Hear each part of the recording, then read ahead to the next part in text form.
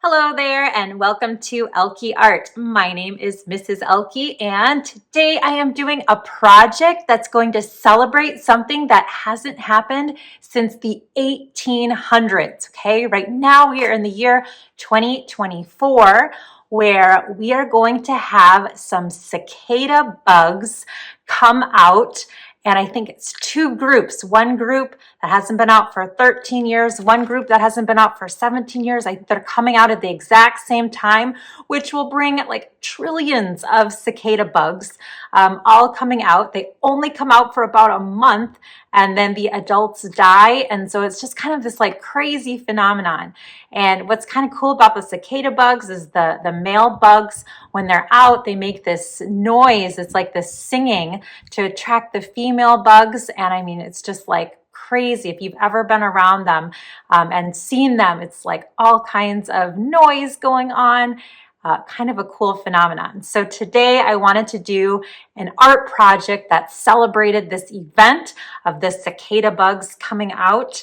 They should come out between April and June, and in a couple different states, kind of along the like middle and eastern states of the United States. So it's kind of a cool thing. Anyway, so here's my cicada bug. Boop.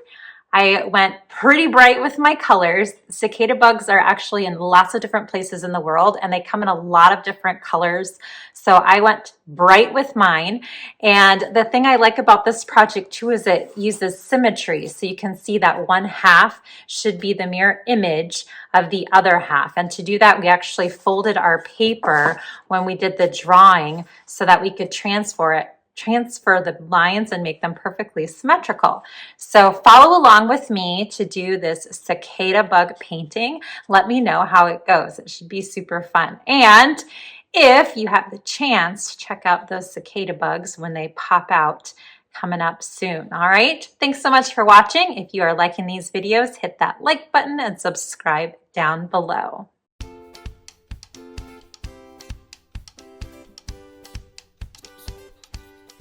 For this project, I am getting my paper ready.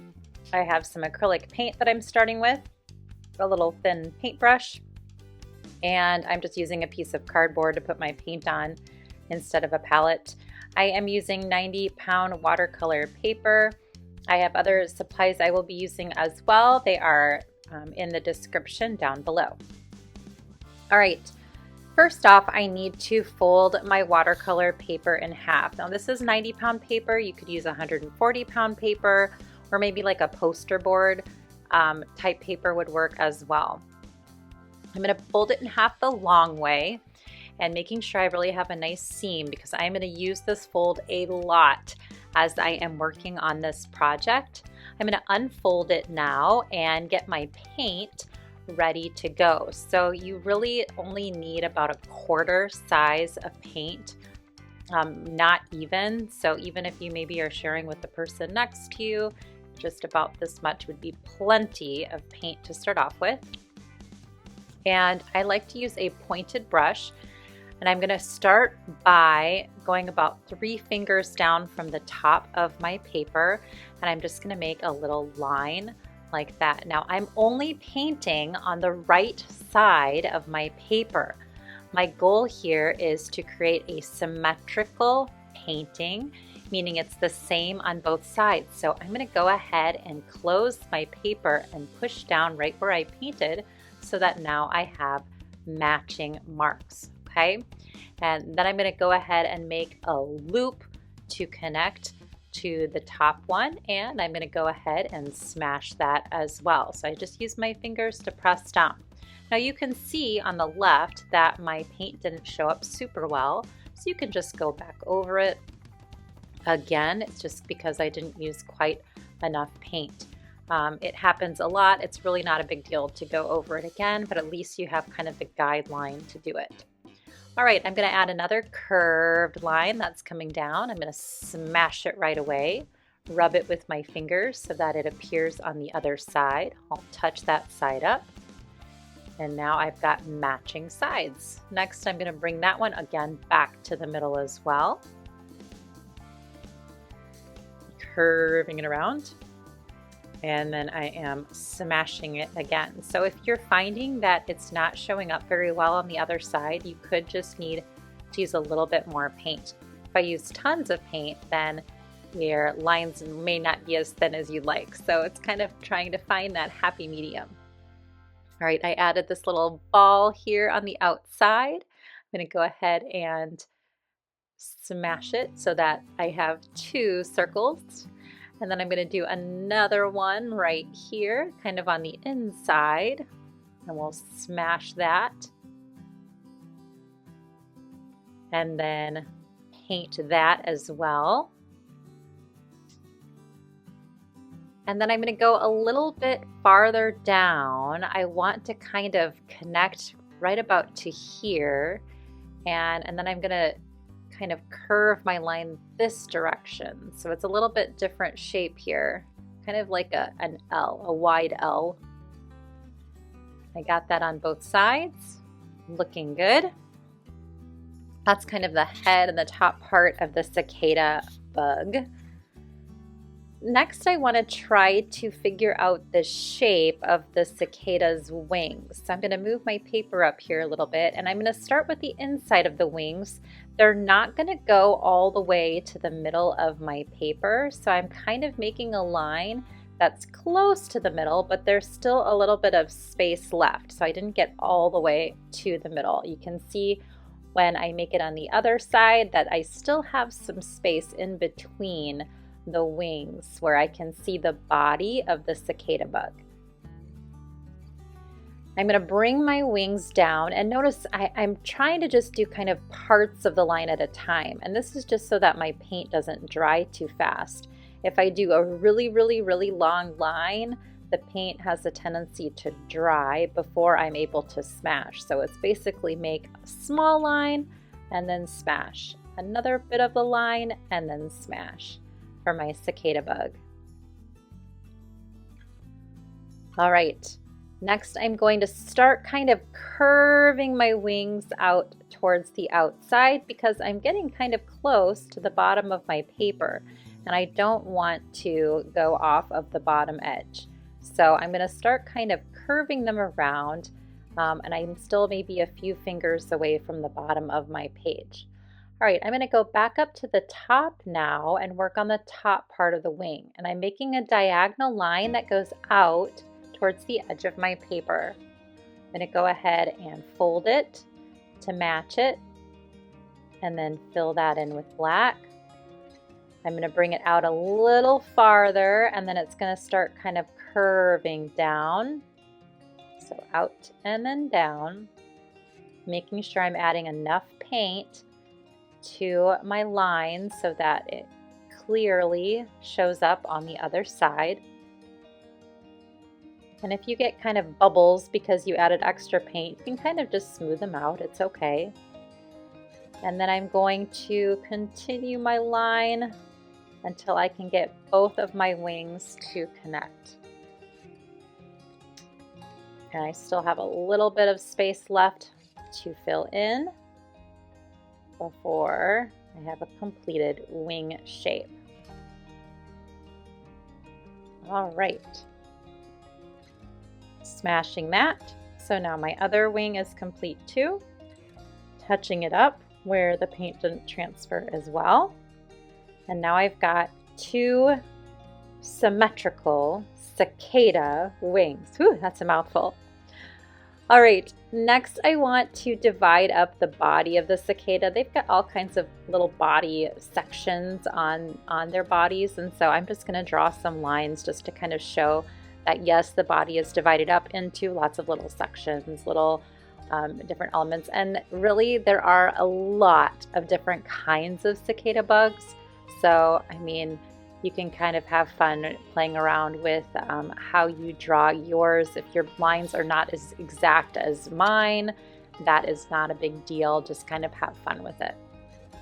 All right, I'm going to get to the point where the body is going to stop. Usually the wings are longer than the body, so I'm going to make the body stop before it gets to the bottom of the wings. And I'm going to give it a little bit of a point at the bottom of the body so that it looks like the end, just like that. And there you have the main outline for the cicada bug. Now we need to add some detail work, okay? So this is where I'm gonna get a little fancier. The first thing is an eye. So I'm gonna put an eye on one side and smash it to get two eyes, of course. So now my cicada bug can see. I also wanna add things like arms, antenna, so I'll just be adding some of those things. And you'll notice as I get some skinnier lines, I will start using the tip of my brush and not push down quite as hard. So if I use it almost like a pencil, just the very tip, and that can give me some thinner lines so that I don't have to worry about my lines being really, really thick like the rest of the ones that I've drawn. So see if you can try to control the width of your lines by just using the tip of your brush instead of using the side of your brush. This is a really good exercise in brush control. See how thin you can get your lines by using the same brush that you were using before. I'm also going to use a lot of thinner lines, if I can, on the wings. So I'm going to try to create a nice wing pattern by continually adding lines to my wings as well. So just like I did before, I'm going to continue putting on all of these little thin lines on the cicada's wings.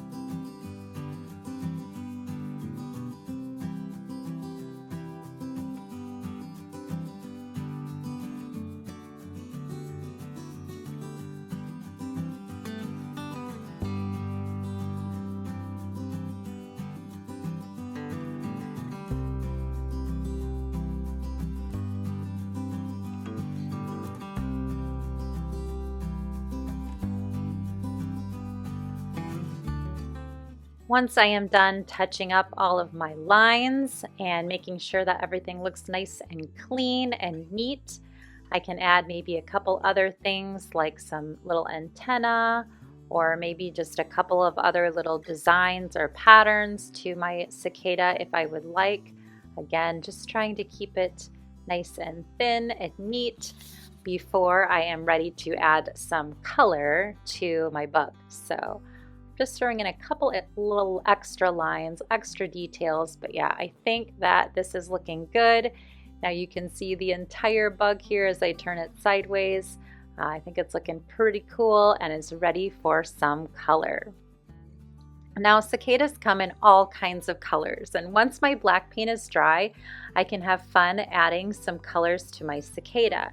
Now remember that because this is a symmetrical insect, that if you add a color to one side, you're going to go ahead and add it to the other side as well. So I'm starting off with this nice bright neon pink, and where I added on one side, I'm also adding it to the other side.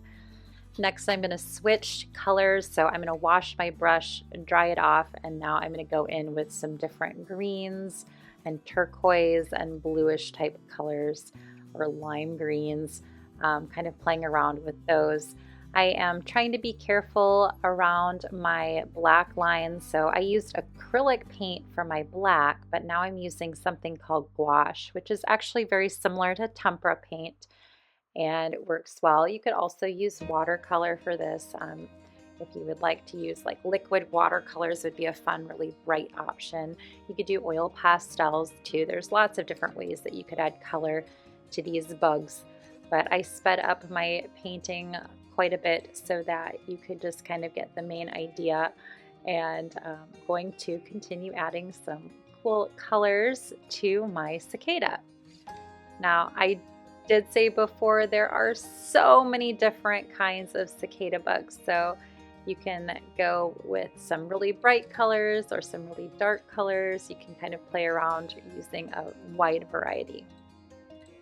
Now, as I paint the wings of my cicada, I'm thinking that I want them to look a little bit different than the body. So instead of painting in these entire shapes, I think I might just almost outline the shape and maybe even leave a little bit of white showing in the middle. This is just something that I am doing on mine. I'm trying to make it look a little bit more like translucent, like wings.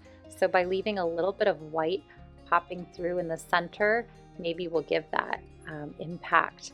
Or I could also use white paint later and add some like white highlights to the wings to make them look a little bit different than the body of the bug. Now for these wings, I am just using a mixture of like a yellow and a green and a blue. So I'm trying to keep them nice and light, a little bit different than the body, which is a little bit darker shades of those colors. So this at least gives the impression that the wings hopefully are a little bit lighter, a little bit different than the body. I'm going to continue painting them until they are full of color and I have a nice bright, very cool looking bug.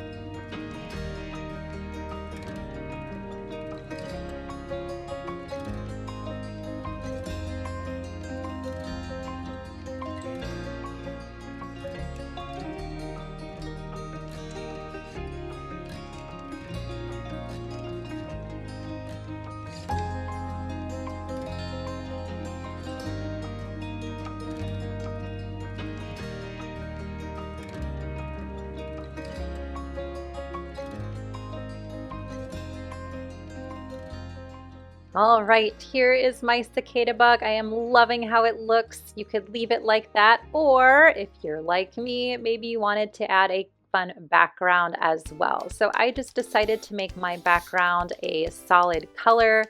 You could even cut out your cicada bug and maybe put it on a giant leaf or something like that. There's a lot of fun options that you could do, but I am just using some more tempera paint, or gouache in my case, and I'm painting it yellow, just a nice bright color. You could add a pattern to your background. I am adding a little bit of green in mind to maybe make it look like a bright yellowy green leaf that the cicada bug is hanging out on, but feel free to have fun with that as well.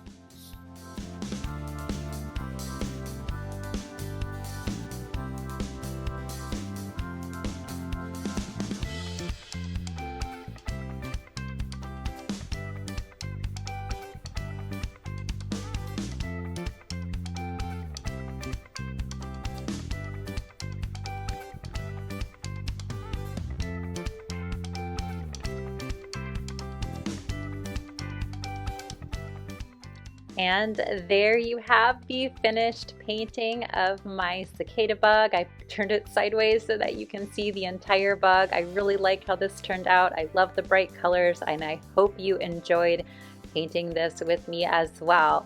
Please visit my channel, Ehlke Art, for more fun art tutorials. Have a good one.